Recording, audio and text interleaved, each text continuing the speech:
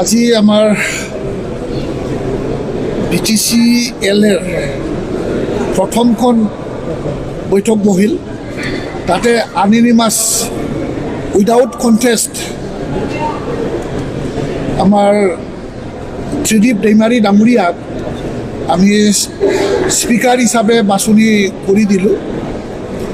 আৰু আজি তেখেতৰ নেতৃত্বত আমাৰ BTCL এখন চলিব।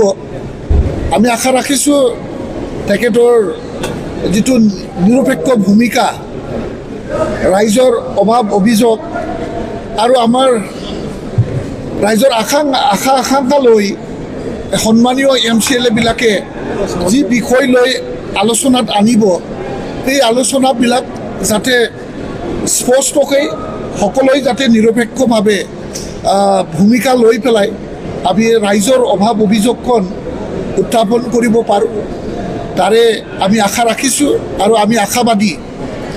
আৰু আজি ডেপুটি স্পীকাৰ নেক্সট এছেম্বলি ছেশ্যনত আমি বাছনি কৰিম।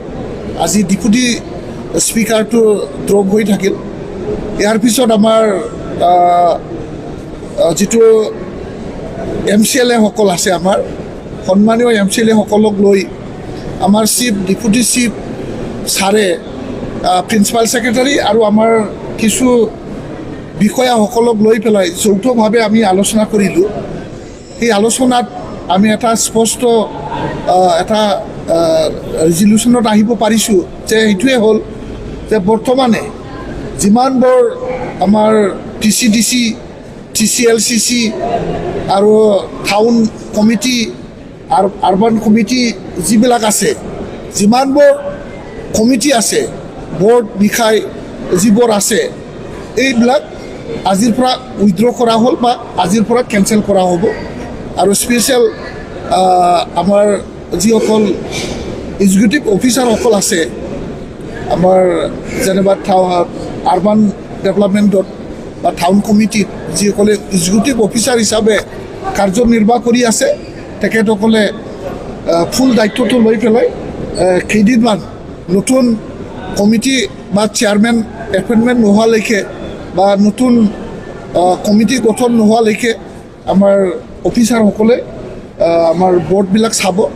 আৰু TCLCC, TCDC-টো খুব সোনকালে আমি গঠন কৰাৰ কাৰণে আমি কিবা কৰিছোঁ, সিদ্ধান্ত লৈছে। আৰু আজি এটা খুব ডাঙৰ এটা ভাল এটা সিদ্ধান্ত হ'ল যে PMAY ঘৰ, প্ৰাইম মিনিষ্টাৰ আৱাস যোজনা, আৱাস প্লাছ, যিটো আমাৰ ছাৰ্ভে কৰিব লগা আছিলে, এই ছাৰ্ভেখন আমাৰ অহাকালিৰ পৰা আৰম্ভ হ'ব। আমাৰ BTC এৰিয়াত অহাকালি দিনৰ পৰা আৰম্ভ হ'ব।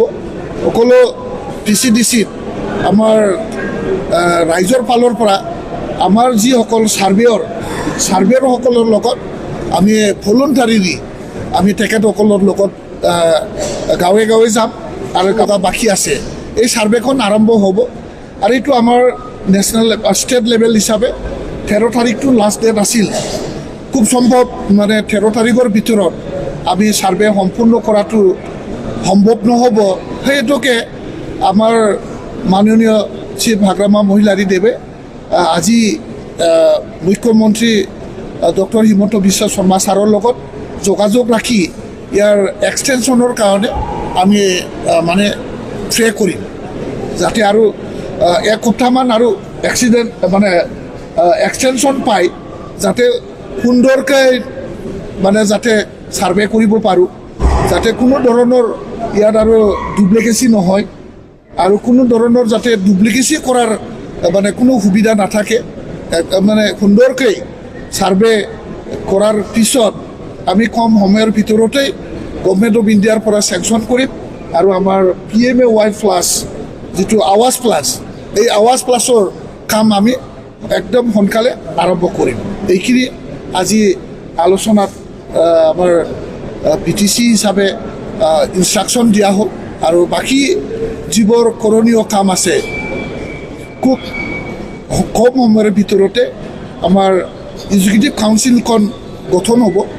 এক্সিকিউটিভ কাউন্সিল গঠন হোৱাৰ পিছত যিমান আমাৰ লাইন ডিপাৰ্টমেণ্ট আছে, ডিপাৰ্টমেণ্টবিলাকৰ যিবোৰ কৰণীয় আছে, বাকী যিবোৰ মানে আমাৰ বাকী কাম আৰম্ভ কৰণীয় কাম আছে, গোটেইবোৰ ট্ৰেন্সপাৰেঞ্চিভাৱে কাম কৰিবৰ কাৰণে আমি চেষ্টা কৰিছোঁ। আৰু খুব গোটেইখিনি কামবিলাক যাতে ট্ৰেন্সপাৰেণ্টলি কৰা হয় আৰু ট্ৰেন্সপাৰেণ্টলি যাতে আমি ৰাইজক এইবাৰ মানে প্ৰশাসন আমি দিব পাৰোঁ।